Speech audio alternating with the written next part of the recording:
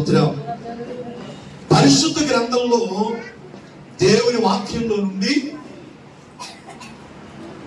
Bible గ్రంథంలో దేవుడు తన పిల్లలైనటువంటి దేవుని ప్రజలైన వారితో చాలా విషయాలు దేవుడు పరిశుద్ధాత్మ ద్వారా ఆనాటి భక్తుల ద్వారా దేవుడు అనేక విషయాలు తెలియపరిచారు, అనేక సంగతులు తెలియపరిచారు.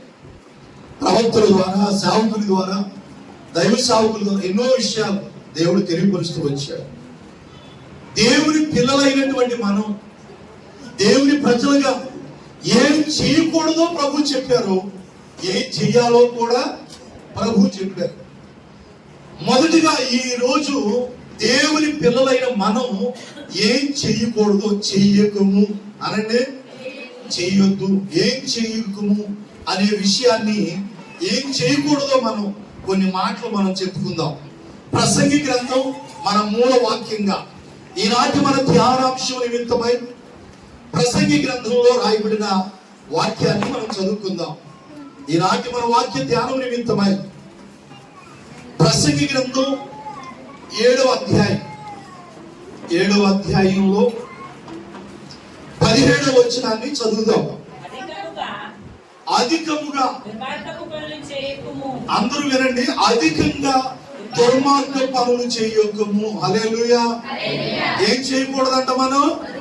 అధికముగా దుర్మార్గపు పనులు చేయకము. ఏం చేయకూడదంట? అది మీరు నోట్ చేసుకోండి. మొదటిగా మనం ఏం చేయకూడదు అని అంటే అధికముగా ఏం చేయొద్దు అంటున్నాడు? దుర్మార్గ పనులు చెయ్యకము. చదువుతలేదు. బుద్ధిహీనంగా తిరగొద్దు, నీ కాలములకు ముందుగా నీవు ఎలా చనిపోదువు. ప్రభు స్తోత్రం చెప్పండి గట్టిగా. హల్లెలూయా. తన ప్రజలైనటువంటి దేవుని ప్రజలకి ప్రభు చెప్తున్నటువంటి మాట ఏంటి అని అంటే, దేవుని పిల్లలుగా మనం ఏం చేయకము అని ప్రభు చెప్తున్నాడంటే, అధికంగా దుర్మార్గ పనులు చేయకూడదంట. ఏ పనులు చెప్పండి? ఇప్పుడు ఉన్న సమాజంలో, ప్రస్తుత కాలంలో మనం చూస్తుంటున్నప్పుడు అధికమైన దుర్మార్గ పనులు చేసేవారు ఎక్కువయ్యారు. ఏంటయ్యి? ఏ పనులు చెప్పండి? దుర్మార్గ పనులు. అధికంగా దుర్మార్గ పనులు చేయకము, బుద్ధిహీనంగా తిరగొద్దు. ఎలాగంట?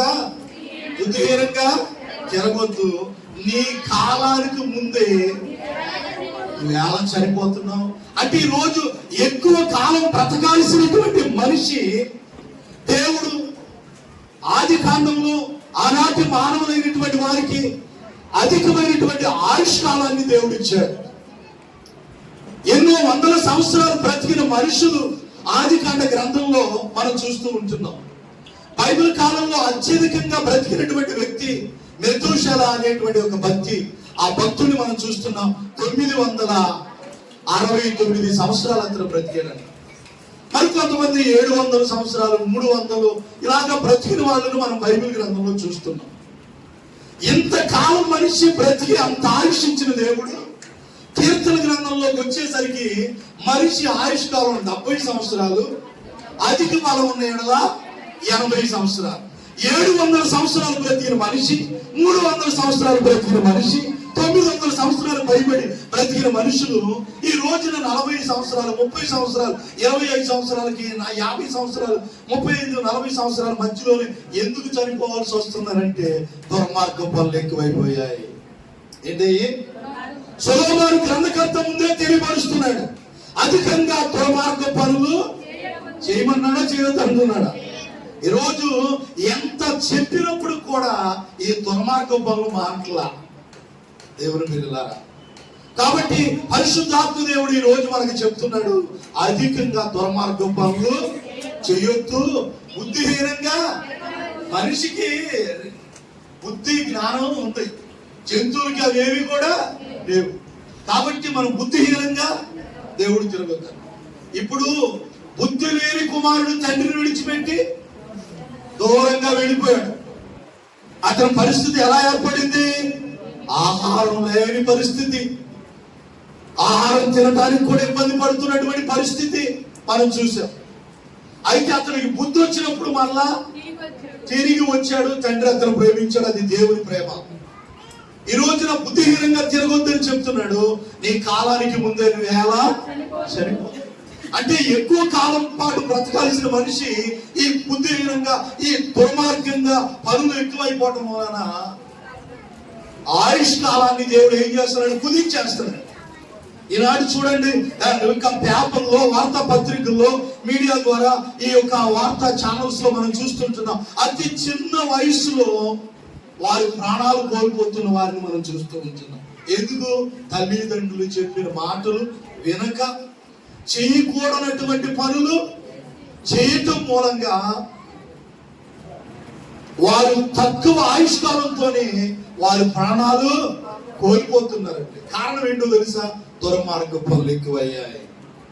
అంటే ఎక్కువయ్యా లేదా? మీరు ఎవరి మట్టుకు వాళ్ళు ఆలోచిద్దాం. మన తండ్రుల కాలంలో, మన తాతల కాలంలో ఎలా ఉంది? అప్పుడు మనుషులు ఎలా ఉన్నారు? అప్పుడు మనుషుల పద్ధతులు ఎలా ఉన్నాయి? అప్పుడు మనుషుల యొక్క విధి విధానాలు ఎలా ఉన్నాయని ఒకసారి మనం ఆలోచన చేస్తే, ఆనాటి కాలంలో ఇంత దుర్మార్గ పనులు, ఇంత భయంకరమైనటువంటి జీవితాలు ఈ ఆ దినాల్లో ఎప్పుడు కూడా లేవు. రాను రాను మనుషులకు ఏమి ఎక్కువైపోయినాయి? దుర్మార్గ పనులు ఎక్కువైపోయినాయా లేదా? కాబట్టి దేవుని పిల్లలుగా మనం ఏం చెయ్యకూడదు అని అంటే అధికమైన దుర్మార్గ పనులు చేయకూడదంట. హల్లెలూయా. దేవుని బిడ్డలారా, ఒకవేళ ఇప్పటికీ కూడా దేవుని ఎరిగి కూడా ఇంకా అనేక మంది ఇలాంటి దేవుని బిడ్డలని చెప్పుకుంటున్నటువంటి వారిలో కూడా ఈ దుర్మార్గ పనులు చేసే వారు కూడా కొందరు లేకపోలేదు. ఒకవేళ ఈ వాక్యం ఇచ్చిన దేవుని బిడ్డలారా, అలాంటి దుర్మార్గ పనుల్లో జీవిస్తుంటే ఎక్కడైనా ఆ దుర్మార్గ పనులు మానే. దేవునికి స్తోత్రం చెప్పండి గట్టిగా. నీకు మారినంటావా? ఇక అది నీ చేతులకే నేను విడిచిపెడతాను. నేను తీర్పు చెప్పే మనిషిని కాదు. ఎందుకంటే దాని వల్ల మనకు నష్టం జరిగిద్దంట. నీ కాలానికి ముందే నువ్వు ఎలా చనిపోదు? దేవుడు ఆయుష్ని ఇచ్చాడు, ఆరోగ్యాన్ని ఇచ్చాడు. కొంతకాలం భూమి మీద మనం బతకాలంటే ఈ దుర్మార్గ పనులు ఏం చేయాలా? మానేయాలా? చేయొద్దు అని చెప్తున్నాడు దేవుడు. చేయొద్దు అంటే మనమేమో చేయొద్దు అన్నట్టే అవ్వమ్మ తినవద్దు అన్నదాన్ని తిన్నది.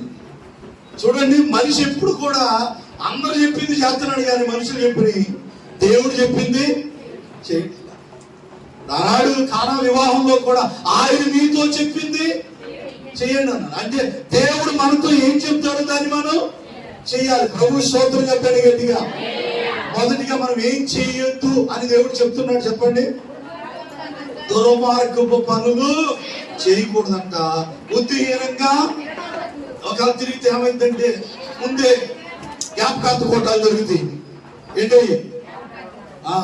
పెద్దల కాడ ఆధారం కోటాలు, జ్ఞాపకార్థ కోటాలు జరుగుతాయి అన్నమాట ఈ రోజున. అంటే అంతదాకా మనం తెచ్చుకోకూడదు. అంటే వాక్యాన్ని కూడా చెప్తున్నా, ఈ కాలానికి ముందే నువ్వు ఎలా అంటే దేవుడు మనకు ఒక కాలాన్ని నిర్ణయించాడు. 70 ఏళ్ళు అధిక బలం ఉంటే 80 ఏళ్ళు. మరి అప్పుడు దాకా బతుకుండాలని ఆశ మనలో ఉండాలిగా. దేవుడికి స్తోత్రం చెప్పండి గట్టిగా. అలా దేవుడు మన ఆయుష్ కాలాన్ని పెంచాలి అని అంటే మనం దుర్మార్గపు పనులు మానాలి. బుద్ధిహీనంగా తిరగటం అది. అందుకనే ఒక మాట చదువమ్మా, చదవండి. ఎవరు చదివినా పర్వాలేదు. కీర్తనల గ్రంథంలో గతంలో కూడా 2-3 సందర్భాల్లో మనం చెప్పుకున్నాం. సందర్భం వచ్చింది కాబట్టి మళ్ళా ఆ యొక్క వాక్యాన్ని మనం చూద్దాం. కీర్తన గ్రంథంలో అది 24వ కీర్తన కానీ 23వ కీర్తనలో అక్కడ ఏం రాయబడి ఉంటుంది అంటే, బుద్ధి జ్ఞానము లేని గుర్రముల వలనైనను కంచర గాడిదల వలనైనను.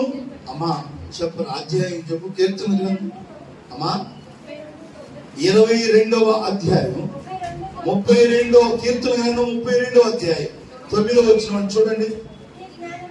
బుద్ధి జ్ఞానములు లేని గుర్రముల వలనైనను కంచర గాడిద వలనైనను మీరు. అది బుద్ధి జ్ఞానము లేని గుర్రాలు అందా. తర్వాత అంటే ఈ జ్ఞానం లేని దుర్మార్గ పనులు చేసి ఉన్నది ఎవరు? మీరు అనాలా? ఎవరు? బుద్ధి జ్ఞానం లేని గుర్రముల వల్లనైనను కంచెల గాడిదల వల్లనైనను మీరు. అంటే ఈ యొక్క దుర్మార్గ పనులు చేసేటువంటి వారందరూ గుర్రాలు, కంచెల గాడిదలు. అలాగే మీరు ఏమై ఉండొద్దని ప్రభు చెప్తున్నాడు. దేవునికి స్తోత్రం కలుగును గాక. కాబట్టి ఆ యొక్క నోరు లేని పశువులు కాబట్టి అవి యొక్క గుర్రాలు, కంచెల గాడిదలు అవి ఇష్టానుసారంగా జీవిస్తాయి. మానవులుగా దేవుడు బుద్ధిని, జ్ఞానాన్ని దేవుడు మనకి ఏది మంచో ఏది చెడో మనకి అతి జ్ఞానాన్ని, అతి బుద్ధిని దేవుడు మనకి ఇచ్చాడు. మరి ఇప్పుడు ఎలా ఉండాలి? మనం బుద్ధిహీనంగా తిరగకుండా, అధికమైన దుర్మార్గ పనులు చేయకుండా మనం ఉండాలి. ప్రభు స్తోత్రం కలుగును గాక. అప్పుడు దేవుడు మన ఆయుష్కాలాన్ని ఏం చేస్తాడు? పొడిగిస్తాడు. ప్రభు స్తోత్రం చెప్పండి గట్టిగా. లేదంటే తేరని యొక్క నష్టాన్ని మనం అనుభవించాల్సి ఉంటుంది.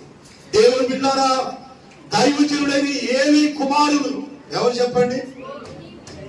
దైవజనుడైన ఏలీ గొప్ప పరిచయం చేశారు.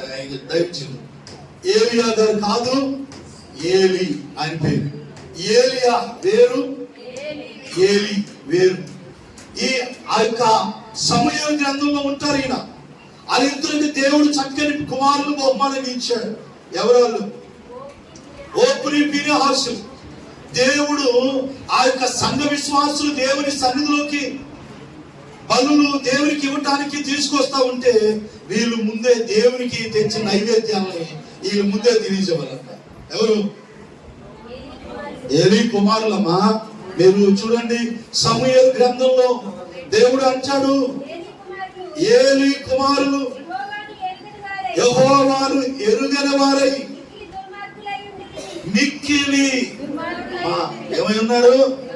అంటే ఒక దైవజనుడు తర్వాత ఒక గొప్ప పరిచర్య జరిగించాల్సినటువంటి ఆ ఏలీ కుమారులు ఏమై ఉన్నారమ్మా? చెప్పరేంటమ్మా? మిక్కిలి దుర్మార్గులు అంటారు. ఎవరండి? ఒక దైవజనుడి పిల్లలు దుర్మార్గులుగా ఉంటున్నారంట వాళ్ళు. దేవుణ్ణి గణపరిచేదానికి బదులు దేవునికి గణపరచాల్సినటువంటి వారు 29వ వచనంలో మనం చదివితే, నా నివాస స్థలమునకు నేను నిర్ణయించిన బలి నైవేద్యములు మీరు ఎలా తృణీకరించదు, మిమ్మల్ని క్రొవ్వబెట్టుకొనుటకై నా జనులను ఇశ్రాయేలును చేయు నైవేద్యములో శ్రేష్ఠ భాగములు పట్టుకొనుచు నాకంటే నీ కుమారులు నువ్వేం చేస్తున్నావు? అదిగో ఏలీ గారితో దేవుడు అంటున్నాడు, నన్ను గణపరిచేదానికి బదులు నువ్వేం చేస్తున్నావు? నీ కుమారులు నువ్వేం చేస్తున్నావు? గొప్ప చేసుకుంటున్నావు. వాళ్ళు ఏం చేసుకుంటున్నావు? చేయాలనుకున్నా వాళ్ళు క్రొవ్వ పెట్టుకోవటానికి ఏంటంట అనేటువంటి ఆ శ్రేష్టమైనటువంటి అవన్నీ పట్టుకుంటున్నారంట. వాళ్ళు ఆ బలి నైవేద్యాలు తీసుకొస్తుంటే ఆ శ్రేష్టమైన వాటిని వాళ్ళు పట్టుకొని దేవుని గణపరిచేదానికి బదులు తన కుమారుని గణపరుస్తున్నాడంట ఆయన. దేవుని బిడ్డలారా, దేవుడు ఎలాంటి శాపాన్ని వారికి విధించాడో తెలుసా? 32వ వచనంలో, యెహోవా ఇశ్రాయేలులకు చేయదలిచిన మేలు విషయంలో నా నివాస స్థలమునకు అపాయం కలుగుగా నీవు చూస్తావు, ఎప్పటికీ అక్కడ ఎప్పటికీ నీ ఇంట ముసలివాడు ఉండడు. అక్కడ అంటే ముసలితనం వచ్చేదాకా బ్రతకాల్సినటువంటి వాళ్ళ పిల్లల్ని నీ ఇంట్లో ఎవరు కూడా ముసలితనం వచ్చేదాకా బతుకురు. ఎందుకనంటే నీ కుమారులు దుర్మార్గులు అయిపోయారు. అంటే వాళ్ళు ఏం చేస్తున్నారు? వాళ్ళు దుర్మార్గతనం వల్ల దేవుడు వాళ్ళని ఏం చేశాడు? వాళ్ళ ఆయుష్ని వాళ్ళ తండ్రితో చెప్తున్నాడంట, నీ కుటుంబంలో ఎవరు ముసలోడు దాన్ని బ్రతుకురు. చదువమ్మా. ఎప్పటికీ నీ ఇంట ముసలివాడు ఉండడు, నా బలిపీఠం వద్ద ఎవడు ఉండకుండా నేను అందరిని నశింప చేయక విడిచివాడును కనుక అది నీ కన్నులు క్షీణించుటకును నువ్వు దుఃఖము చేత శయమగుటకు సాధనమగును. నీ సంతానపు వారందరూ నీ సంతానం, నీ పుట్టిన పిల్లలందరూ కూడా వయా కాలంలో మరణమవుదురు. నీ ఇద్దరు కుమారులైన హోప్రీకిని ఫీనెహాసుకును సంభవించినని నేను చెప్పిన దానికి సూచనగా ఉండను. హల్లెలూయా. కింద ఇంకా లైన్ ముందుకు చదివితే ఒక్క నాటి అందే వారిద్దరు మరణమవుతారు. ఒక్క రోజులోనే. మా వాక్యం అర్థం చేసుకోండి. మీరు ఏం చేయొద్దు అంటున్నాడు దేవుడు? అధికముగా దుర్మార్గ పనులు చేయొద్దన్నాడు. బుద్ధిహీనంగా అలా తిరిగితే ఏమైంది, చేస్తే ఏమైంది అంటే కాలానికి ముందే ఏమైపోతాం, దీపాలు పెట్టించుకోవాల్సి వస్తుంది. కోవిత్తులు అవన్నీ అర్థమైందా? డబ్బులు అవన్నీ కూడా తతంగంతో డబ్బులు.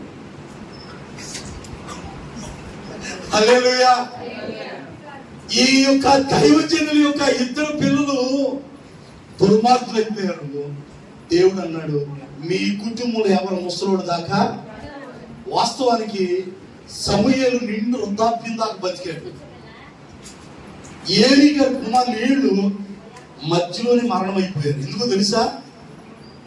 ఎందుకంటే అడుగుతారంటమ్మా, దుర్మార్గం పనులమ్మా, చనిపోతారు నీ వంశంలో. దేవుడు శపించేశాడు, అలాగే జరిగిందమ్మా. అంటే వాళ్ళు ఎక్కువ కాలం పాటు బ్రతకాల్సిన వాళ్ళు మధ్యలోనే చనిపోవడం కారణం ఏంటి?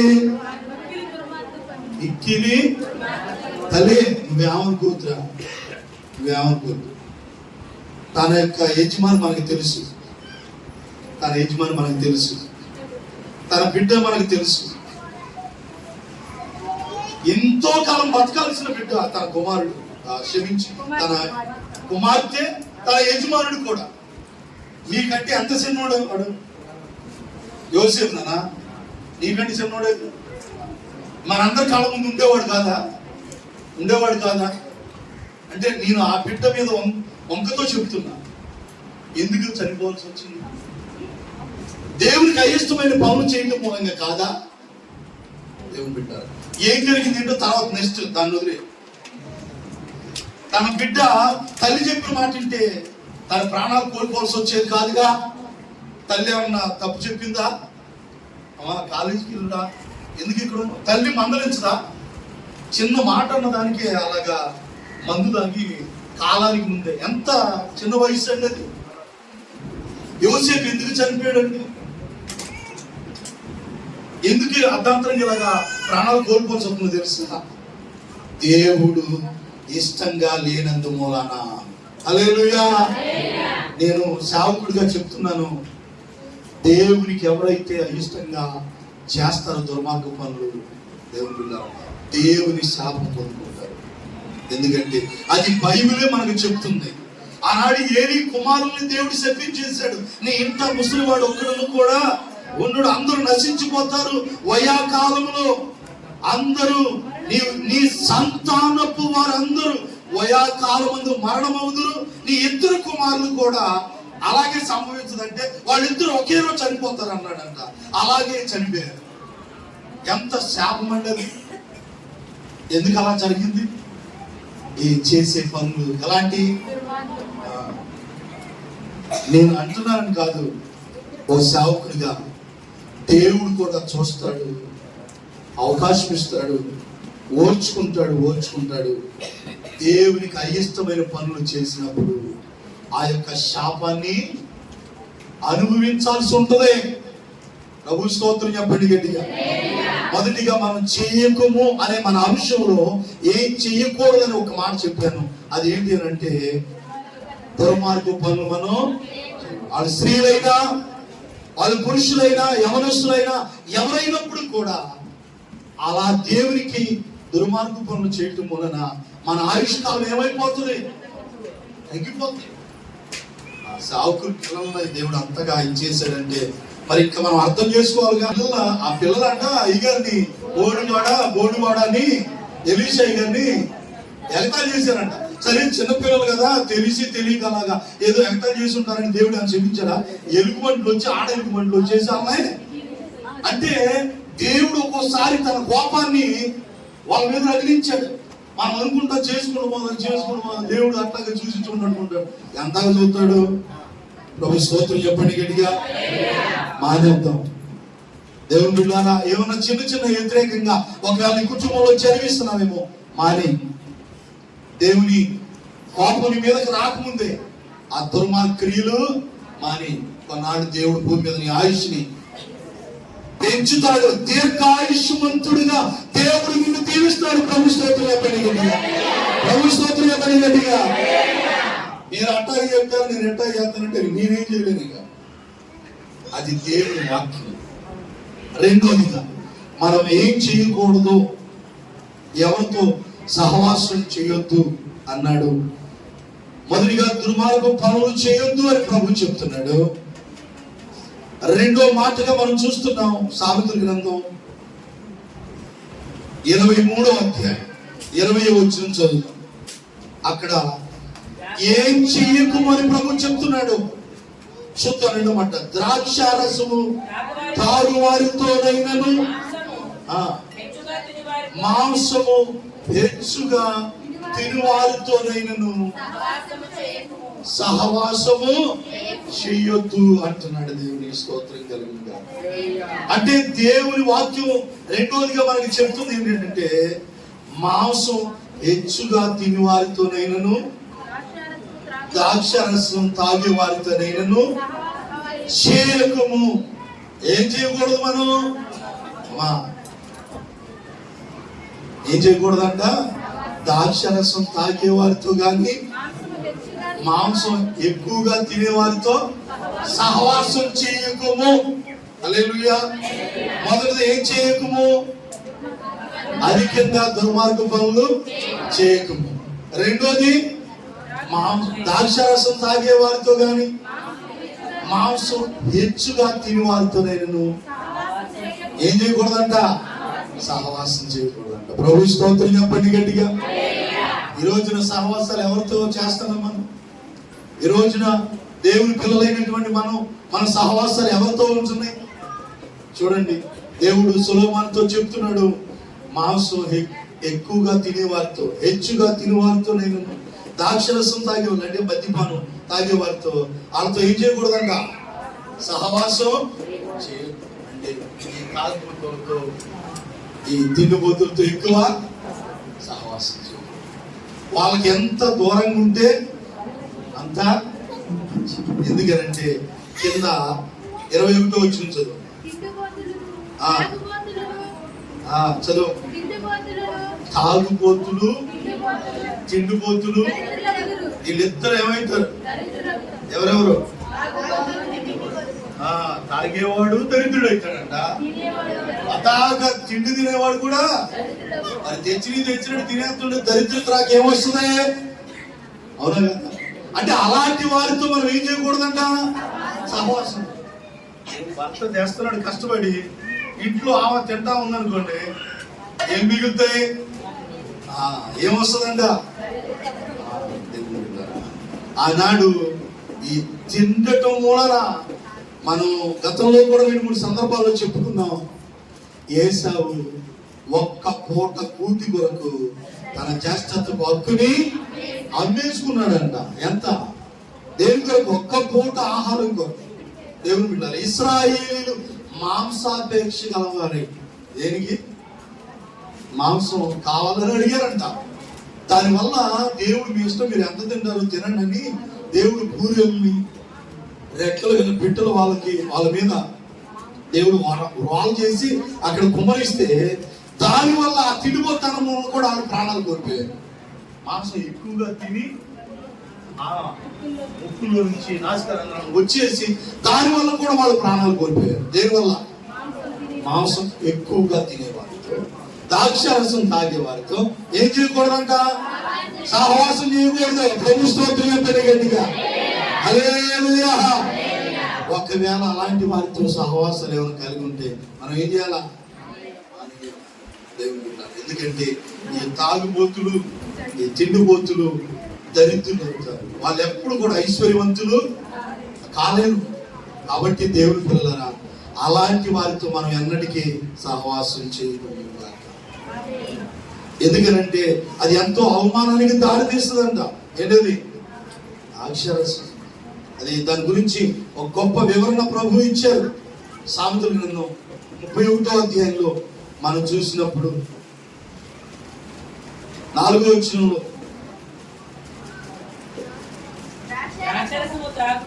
ద్రాక్షారసము త్రాగుట తగదు, లెముయేలు అది రాజులకి ఏం తాగటం?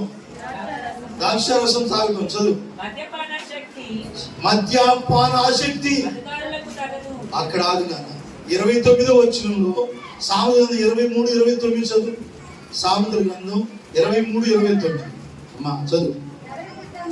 ఎవరికి శ్రమ, ఎవరికి దుఃఖము, ఎవరికి జగడాలు, ఎవరికి చింత, ఎవరికి హేతు లేని గాయాలు, ఎవరికి మంద దృష్టి ద్రాక్షరసంతో పొద్దుగుచ్చి వారికే కదా. ఎవరికి ఒక్కసారి ఎవరికి శ్రమ, రెండోది ఎవరికి దుఃఖం, మూడోది ఎవరికి జగడాలు, 4 ఎవరికి చింత, 5 ఎవరికి హేతు లేని కారణం లేకుండా. మొహమ్మద్ దెబ్బలేంటి? నేను రాత్రి తాగి కింద పడ్డా, అందుకని ఏమైంది? కారణం లేని గాయాలు. ఏదైనా మంచి పని కోసం ఏంటి పడ్డారా? ఎందుకైంది అయ్యా మొహంత పచ్చడి అయిపోయింది ఏంటి సార్ అంటే ఏమైంది? ఎవరికి హేతు లేని గాయాలు, ఎవరికి జగడములు, ఎవరికి కళ్ళు కనపడకుండా మంద దృష్టి రావడం, ఎవరికంటే ద్రాక్షరసంతో హల్లెలూయా తాగొస్తాడు. ఇంటికాడ ఏంటి జగడాలండి? అక్కడ ఉన్నమాట ఏంటి? ఎవరికి శ్రమ, ఎవరికి దుఃఖం, ఎవరికి జగడాలు, ఎవరికి చింత, ఎవరికి హేతు లేని గాయాలు, ఎవరికి మంద దృష్టి అంటే ద్రాక్షరసముతో ప్రొద్దుపుచ్చు వారికే కదా. తాగొస్తాడు. భార్య అంటది ఎందుకు తాగొచ్చావు? ఇక ఇద్దరి మధ్యలో ఏం జరుగుతుంది? దేని వల్లది? వాడు మంచిగా తాకుండా ఉండే జగడా వచ్చేది కాదుగా. దెబ్బలు ఎలా తింటున్నాడు? తాగుతున్నాడు. వచ్చే దారిలో కళ్ళు తిరిగిపోయి ఎదబడి ఎదురొచ్చే బండికి ఈడు తగలటమా, వచ్చి ఈడు తగిలిస్తామా, ఏమవుతున్నాయి? గాయాలు పోలవుతున్నాయి. అంటే సొలొమోను ముందే చెప్పేశాడు, అలాంటి వారితో మీరు సావాసం చేయొద్దు. దానివల్ల చింత, దానివల్ల కారణం లేని గాయాలు, దానివల్ల శ్రమలు, దానివల్ల చింతలు, డబ్బులన్నీ అయిపోతున్నాయి, ఇల్లు అయిపోతున్నాయి, అంతా శరీరం అంతా దెబ్బలు తగులుతున్నాయి. ఆ ఇంట్లో తినడానికి ఆహారం ఉండదు. దానివల్ల ఏమి వల్ల? దీనన్నిటి కారణం ఏంటి? ద్రాక్షరసం. దీనివల్ల మద్యపానాశక్తి. ఎంతమంది ఈ రోజున ఆ మద్యపానాశక్తులతో సహవాసం చేసి దానికి లేనిపోయిన అలవాటు చేసుకొని ఎంతమంది కుటుంబాల్లో జగడాలు వస్తున్నాయి చూడండి. హల్లెలూయా. మనం అలాంటి వారితో సహవాసం చేయొద్దని దేవుని వాక్యం చెబుతుంది. ఇంకా చక్కగా కలిపిన ద్రాక్షరసం రుచి చూడ చేరు వారికే కదా. కలిపిన ద్రాక్షరసం ఏంటది? కలిపి ఇస్తా ఉంటాడు అనమాట. ఏమవదు కొంచెమే అని ఇస్తాడు. కొంచెమే ఏం చేస్తాడు? కొంచెమని అలవాటు చేసుకుంటాడు. ఆడికంటే ఇంకా కొన్ని 1 నెల 2 నెలలు గడిచినాక ఆడికంటే ఎక్కువ బానిస అయిపోతారు అనమాట. దేవుని బిడ్డలారా, ఇప్పుడు సమాజంలో జరుగుతుంది ఇదే. ఒకప్పుడు ఎలాంటి అలవాటు లేనటువంటి వారు కూడా ఏం చేస్తున్నారు? అలవాటు చేసుకుంటున్నారు. హల్లెలూయా. కుటుంబాలు పాడైపోతున్నాయి. కలిపిన ద్రాక్షరసం రుచి చూడగా చేరువారికే కదా. ద్రాక్షరసం ఎర్రబడగా మిక్కిలి ఎర్రబడగను, గిన్నెలో తలతలలాడుచుండగను, త్రాగుటకు రుచిగా నుండగను. అసలు దాని వైపు చూడొద్దంట. ప్రభు స్తోత్రం చెప్పండి గట్టిగా. దేని వైపు? మందు వైపు, ద్రాక్షరసం వైపు, మత్తు కలిగించే దాని వైపు. దానివల్ల ఎన్నో అనర్థాలకి దారి తీస్తుంది. ఈ రోజు లైవ్ లో దేవుని మాటలు వింటున్నా, యూట్యూబ్ ద్వారా దేవుని మాటలు వింటున్న ప్రియ సహోదరుడా, ఒకవేళ నువ్వు మద్యపాన శక్తుడిగా ఉన్నావేమో, మరి దానివల్ల కుటుంబంలో జగడాలు, దానివల్ల చింత, దానివల్ల హేతు లేని గాయాలు, దానివల్ల మందు దృష్టి, ఎన్నో ఇబ్బందికరమైన పరిస్థితులు. ఆ మద్యపానం వల్ల ఎప్పటికే నీ కుటుంబం శిథిలమైపోయి ఉంటే దేవుని వాక్యం నీతో మాట్లాడుతుండగా ఆ ద్రాక్షరసం మానేయి, ఆ మద్యపానాన్ని విడిచిపెట్టు, నీ కుటుంబం దీవించబడుతుంది. హల్లెలూయా, హల్లెలూయా. దాని వైపు చూడొద్దు అంటున్నాడు. పిమ్మటది సర్పం వలె కరుచును, కట్ల పాము వలె. ఏంటది? ద్రాక్షరసం తాగితేనంట సర్పం వలె కరిచిద్దంట, కట్ల పాము వలె కాటేస్తంట. విపరీతమైనవి ఈ కళ్ళకి, కళ్ళు ఎరబడిపోయి ఈ కళ్ళకి ఏం కనబడి కళ్ళు కాలం వచ్చేసి ఈ ఎవరిని ఏం మాట మాట్లాడతారు? అక్కడ ఉంది కదా, నీ కన్నులకు విపరీతమైనవి కనబడును, నువ్వు వెర్రి మాటలు పలుకుతావు. నువ్వు ఈడు మామూలుగా ఉన్నప్పుడు ఒక మాట రాదా, మోగోళ్ళగా ఉంటాడు అనమాట. ఈ గీత పలుకుతావు. లేదా ఇలాంటి వాళ్ళు ఈ రోజున సమాజంలో ఆ మాటే రాదనుకుంటాం. వాడిని చూస్తే ఈడు ఒక చుక్క వేసుకుని వస్తాడు, మామూలు డైలాగులు మాట్లాడాడు. పాపం మామూలుగా ఉన్నప్పుడు మాట్లాడి తీరకొట్టేంతగా. అందుకని ఏం చేస్తున్నాడు, ఇక ఆ బాధ దిగమింగటానికి ఈ సహోదరికి సమాధానం చెప్పలేక ఈ సహోదరి భర్తకి వేదెత్తుందని తానిలాగా వేసుకొని వచ్చి ఆ బాధను అలాగే దిగమింగి అలాగే ఉంటున్నాం. కాబట్టి ఆ ద్రాక్షరసం తాగే వారితో కానీ మాంసం హెచ్చుగా తినే వారితో సహవాసము చేయొద్దు. దేవునికి స్తోత్రం చెప్పండి గట్టిగా. మొదటిది, అధికంగా దుర్మార్గ పనులు చేయొద్దు. రెండోది, ద్రాక్షరసం తాగే వారితో కానీ మాంసం హెచ్చుగా తినే వారితోనైనా కానీ సహవాసము చేయొద్దు. హల్లెలూయా. మూడో మాటగా మనం ఏం చెయ్యకూడదు అని అంటే ప్రసంగి గ్రంథం 5వ అధ్యాయం 4వ వచనం చెబుతాం, ధ్యానం చేద్దాం. అక్కడ ప్రభు ఏం చెప్తున్నాడో చూద్దాం. ప్రసంగి గ్రంథం 5:4 చదువమ్మా. నీవు నీ దేవునికి మొక్కుబడి చేసుకుని ఎడల దాన్ని చెల్లించడానికి. హల్లెలూయా. చెప్పండి మాట. నీవు దేవునికి మొక్కుబడి చేసుకుని ఎడల దాన్ని చెల్లించడానికి ఆలస్యం చెయ్యొద్దు, చెయ్యకము. ఏం చేయకూడదు? మనం దేవునికి మనం మొక్కుబడి చెల్లించడానికంట ఏం చేయకూడదంట ఆలస్యం. కొంతమంది మొక్కుబడి చేసుకుంటారు, ప్రభువా నా కుటుంబంలో ఈ కార్యం జరిగితే నీకు ఇలాగా మందిరంలో ఇలాగా కొని పెడతానయ్యా, లేదంటే ఇలా ప్రార్థన పెట్టుకుంటాను, లేదంటే ఇలాగా నీ సన్నిధిలో ఒక కారు ఇచ్చుకుంటానయ్యా. ఇలా ఏం చేస్తారు కొంతమంది అనంటే మొక్కుబడి చేసుకుంటారు. కొంతమంది దాన్ని ఏం చేస్తారంటే దేవుడు కార్యం చేసినాక దాటేస్తారు, మళ్ళీ అది మర్చిపోరు. కాబట్టి దేవుని బిడ్డ కింద కూడా ఏముంటుంది అని అంటే, అమ్మా ఆ మాట చదువుతుంటే నీవు మొక్కుకొని దానిని, అమ్మా వినండి, మీరు తినాలా. దేవుడికి స్తోత్రం చెప్పండి గట్టిగా. మొదటిది, ఏం చెయ్యకము అని దేవుడు చెప్తున్నాడు, చెయ్యొద్దు. ఒకటి. రెండోది, మాంసం ఎక్కువగా తినే వారితో సహవాసం చేయొద్దు. అలా చేయటం మూలంగా వాళ్ళు దరిద్రులు అవుతారని నేర్చుకున్నాం. రెండోది, మొక్కుబడి దేవునికి చేసుకుంటేనంట దాన్ని చెల్లించడానికి మనం ఏం చేయకూడదంట ఆలోచన. ముందు ఆ మొక్కుబడి ఏం చేయాలా? కష్టమో నష్టమో ఏం చేయాలా? నువ్వేం చేసుకున్నావు చెప్పమ్మా, ఏం చేశావు? అయ్యా నా భర్తని హాస్పిటల్లో నుంచి ఇంటికి క్షేమంగా సజీవుడికి ఇంటికి పంపిస్తే నేను 3 గ్రామాల్లో మీటింగ్లు పెట్టుకొని సాక్షి చెప్పుకుంటానని మొక్కుబడి చేసింది. ఇంటికి వచ్చినాక ఏం చేసింది? అప్పుడు దగ్గర డబ్బులు పుష్కలంగా ఉన్నాయా? బాగానే ఇంట్లో అప్పటికే అప్పు అయిపోయింది. 3 ఊర్లో ఏం పెట్టింది అంటే ఆ మొక్కుబడి ఏం చేశారు? చెల్లించేశారు. ఎందుకంటే డబ్బులు ఉన్నాయనేది కాదు, మనం దేవుడికి ఏదైనా మొక్కుంటే దాన్ని ఏం చేయాలా? చెల్లించాలి. కొంతమంది చెల్లించరు, మర్చిపోతుంటారు. దేవుడు అన్నాడు, నువ్వు మొక్కుకొని దానిని చెల్లించు. నువ్వు మొక్కుకొని చెల్లింపకుండా కంటే మొక్కుకోకుండా ఉండటమే మేలు. హల్లెలూయా. మొక్కుని చెల్లించాలంట, లేదు అంటే మొక్కుకోకుండా ఉండటమే మేలు అంటున్నాడు దేవుడు.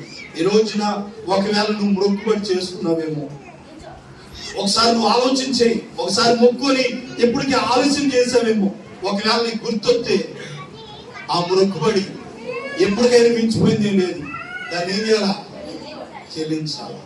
దేవుని బిడ్డలారా, కాబట్టి ఈ రోజున చాలా మంది సంఘాల్లో, కుటుంబాల్లో కొన్ని సందర్భాల్లో మనం మొక్కుకుంటాం. ఆ మొక్కుకున్న దాన్ని చెల్లించడానికి ఆలస్యం చేస్తాం. ప్రభు అన్నాడు, మొక్కుకున్న దాన్ని ఏం చేయకూడదంట? ఆలస్యం చేయొద్దు. దేవుని స్తోత్రం కలుగును గాక. సమయాన్ని బట్టి, సందర్భాన్ని బట్టి సమూయేలు మొదటి గ్రంథంలో మనం పోయిన వాళ్ళని కూడా ఆ సహోదర ప్రస్తావన మనం చేసాం.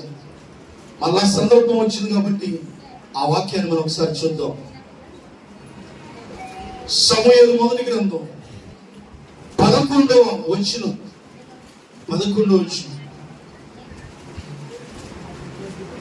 నాలుగో లైన్, నీ సేవకురాలునైనా, అక్కడి నుంచి చదవండి. సమూయేలు మొదటి గ్రంథం,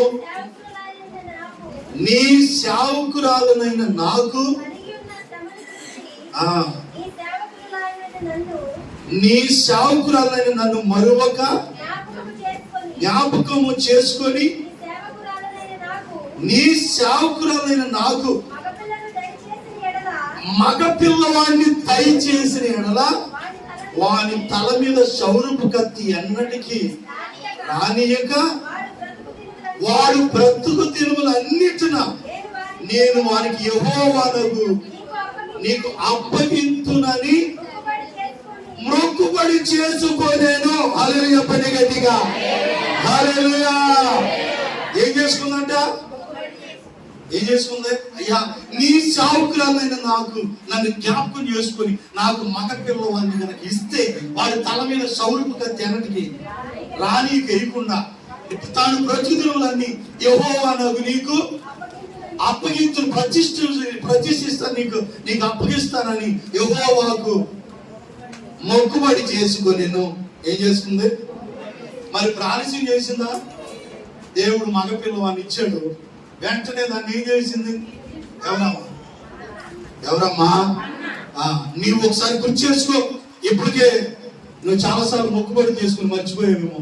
ఇంటికి వెళ్ళి గుర్తు చేసుకుని, ఒకవేళ ఆ మొక్కుబడి ఏమైనా చెల్లించాలేమో చెల్లించి, లేదంటే ఆ నష్టం నీ ఇంట్లో జరిగింది. ప్రభు స్తోత్రం కలుగును గాక. దేవునికి ఏదైనా మొక్కుబడి చేసుకుంటే దాన్ని మనం ఏం చేయాలా? చెల్లించాలా. చిన్నదైనా పెద్దదైనా ఏదైనా ఏం చేయాలా? అది నువ్వు అప్పు అయినా చేసి ముందు ఏం చేయాలా? ఏం చేసింది? అప్పు చేసి చెల్లించేసుకుంది. దేవుడు ఈ రోజున ఆశీర్వదించాడు లేదా? అప్పులు పాలయ్యా అవో. ఎందుకంటే నువ్వు దేవుడు ఇచ్చిన దానికి ఆ మొక్కుబడి చెల్లించావు. దేవుడు నిన్ను, నీ యజమాని దీవించాడు, మంచి ఆరోగ్యాన్ని ఇచ్చాడు, ఈ రోజు వరకే కాపాడుతున్నాడు. దేవుడు ఏదో మిమ్మల్ని ఆశీర్వదించాడు. ఎందుకనంటే ఆ మొక్కుబడి, ఇప్పుడు అన్న మొక్కుబడి చెల్లించింది. ఒక పిల్లడితో దేవుడు సరిపెట్టాడా? ఇంకా 5 పుట్టారంట. చూసారా? పిల్లలే పుట్టరు అనుకున్న ఆమెకి మొక్కుందంట. అయ్యా, నా మగపిల్లలు నువ్వు నీకు ప్రతిష్ఠిస్తానని మొక్కుందంట. ఆ మొక్కుబడి తీర్చేసింది ముందు. తర్వాత పుట్టిన తర్వాత దేవుడు ఇస్తే చాలనుకుంది. దేవుడు ఇచ్చాడు, మళ్ళా 5 బిడ్డలు ఇచ్చాడు. అంటే మనం దేవుడు మొక్కుబడి చెల్లిస్తే ఇంకా దేవుడు మనకి అమ్మా చెప్పలేటమ్మా ఇస్తాడు. కాబట్టి ఇప్పటికే మొక్కుబడి చేసి ఆలస్యం చేసామేమో. ఒకవేళ నీకు గుర్తొచ్చే దాన్ని ఏం చేయి? చెల్లించి, అయ్యా ఈ మందిరం అది గురి పెడతా, లేదంటే నేను ఇంటి దగ్గర ప్రార్థన పెట్టుకుంటా, నేను అది పెట్టుకుంటా అని అనుకుంటారు చాలా మంది. అలా దొరికించుకుంటా ముందుకు వెళ్ళిపోతారు, దాటేస్తుంటారు అన్నమాట. ఆ ఇంట్లో ఆ నష్టం అనేది ఏం చేస్తుంటది? జరుగుతుంటది. ప్రార్థన పెట్టుకుంటాను అంది ఒక ఆమె. పెట్టుకోవట్లేదు. ఆ నష్టం చూసింది ఆ ఇంట్లో. ఎప్పుడూ అనుకుంది, సంవత్సరం దాటేస్తుంది, కుటుంబం అంతా ఇదైపోయింది. అంటే అలా జరగాలని ఉద్దేశం కాదు. మనం దేవునికి మొక్కున్నప్పుడు దాన్ని ఏం చేయాలి? ప్రభు స్తోత్రం చెప్పండి గట్టిగా హల్లెలూయా. తొందరపడి మొక్కోవద్దు. మొక్కుంటే దాన్ని చెల్లించడానికి ఆలస్యం చేయకూడదు. ఇంకా ఆఖరిగా ఇంకొక మాట చెప్పి నేను ప్రార్థన చేస్తాను. 4వ మాటగా మనం ఏం చేయొద్దు అని అంటే, ప్రసంగి గ్రంథం 9వ అధ్యాయం 8వ వచనంలో మనం ఒక మాట చదువుకొని మనం ముందుకు వెళ్తాం. చాలా మాటలు ఉన్నాయి. ఒక విషయంతో మనం ముగించుకుందాం. ఎల్లప్పుడూ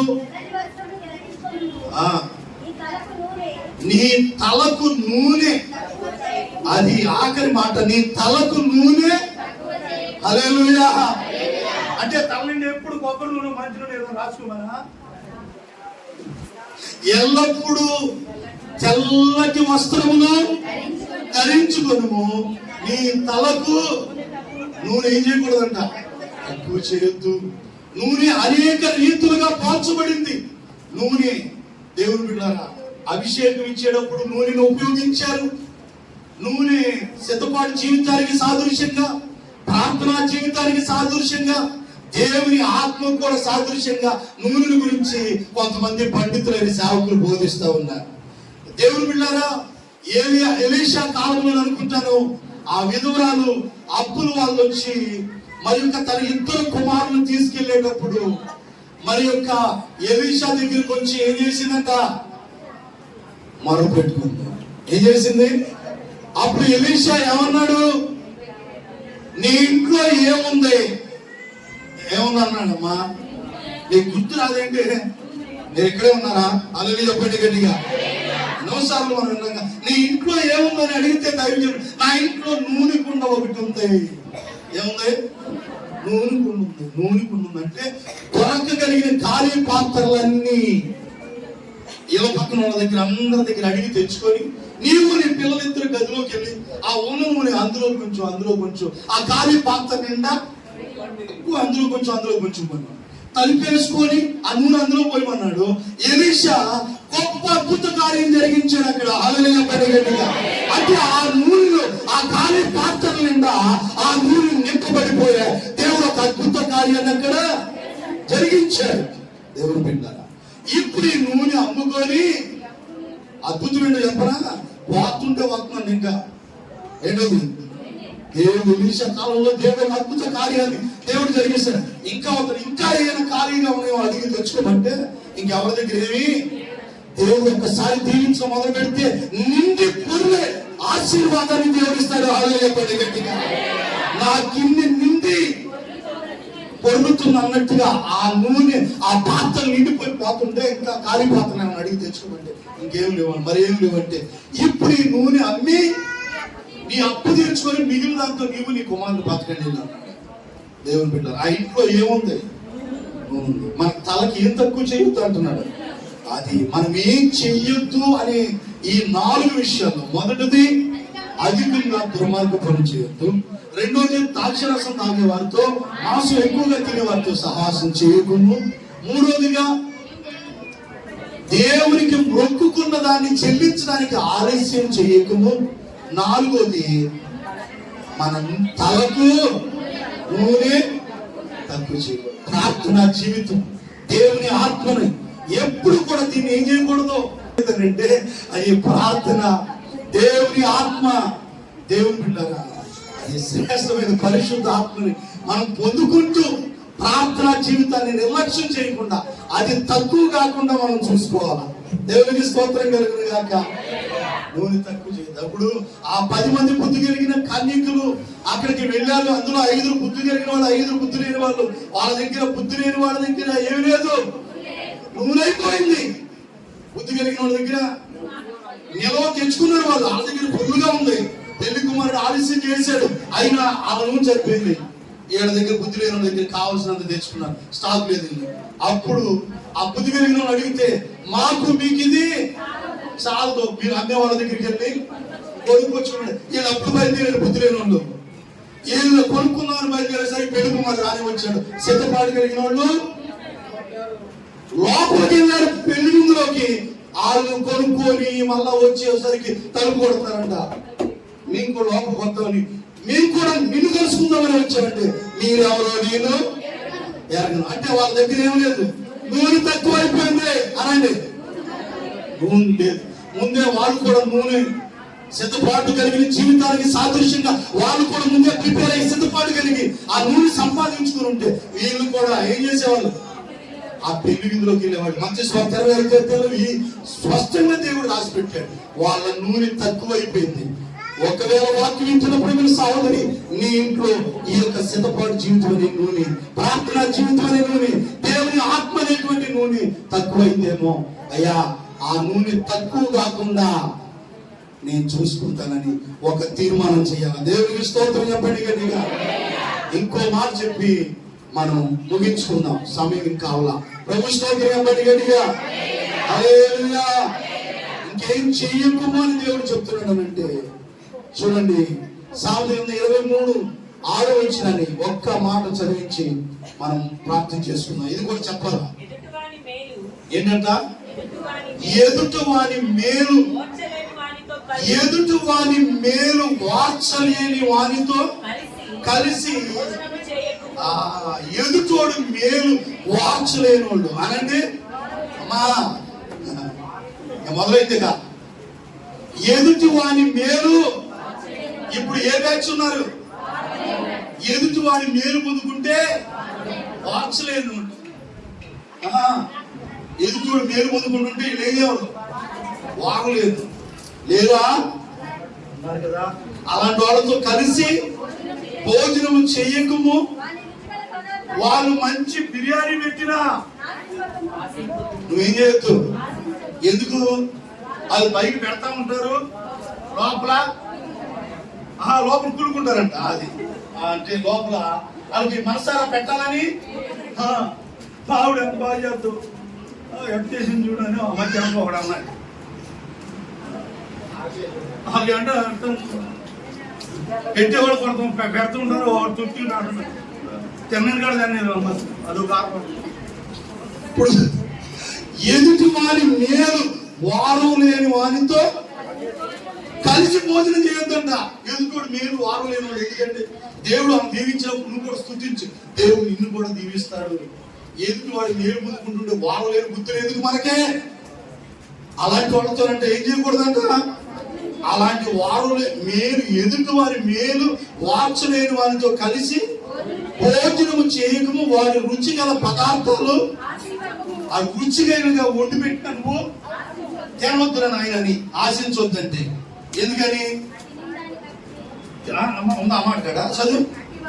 అట్టివాడు అట్టివాడు తన అంతర్యంలో తెగ తినేసేటాడు.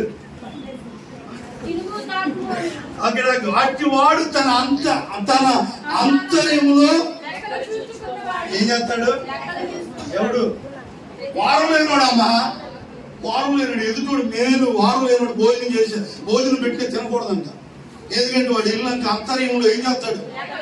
లెక్కలేక ఉన్నాడు, తెగ తినేసాడు. తెగ ఇప్పుడు ఎవడో వచ్చి అన్నారంట, ఎక్కడో అయ్యారు అన్న, నాకు సరే గుర్తులేదు అమ్మా. ఎవడో వచ్చారు, మోషయ్య గారు చెప్పాడు, తెగ తినేసి వెళ్ళిపోయాడు అమ్మా అని ఆ మధ్య ఎప్పుడో చెప్పాడు. ఈయన కొంతమంది ఏం చేస్తారంటే పెడతారా, తిన్నా బాధే. ఇప్పుడు కొంతమంది పెడతారా, మళ్ళా ఏం చేస్తారు? లెక్కలు వేసేవాడు. అంతర్యంలో లెక్కలు సూచుకును. వాడు తినుము తాగుమని అతను నీతో చెప్పునే గాని అది హృదయంలో నుండి వచ్చిన మాట కాదు. అబ్బా హల్లెలూయా. తిను తినండి తినండి తాగండి తాగండి అంట, అది హృదయంలో నుంచి వచ్చిన మాట కాదు. తినండి తినండి అంటారా? మొత్తం నేను అనుకుంటున్నాను. హల్లెలూయా. అందుకేనమ్మా కొన్నిసార్లు తినాలనుకున్నా స్తోత్రం చెప్పి చాలు. ఎందుకనంటే తిను అంటారంట, అది హృదయంలో నుంచి వచ్చిన మాట కాదు.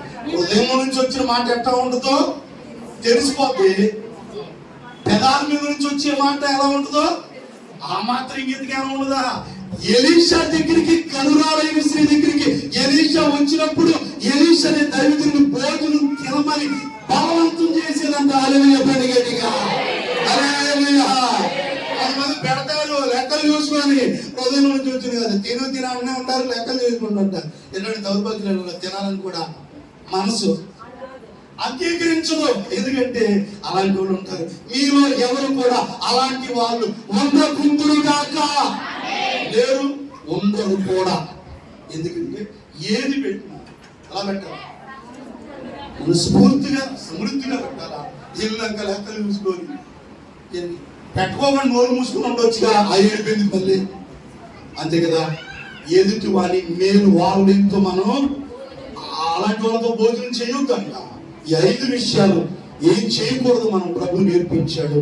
అలాంటి చేయకూడదు వాటిని చేయకుండా దేవుడు చెప్పింది మనం చేద్దాం.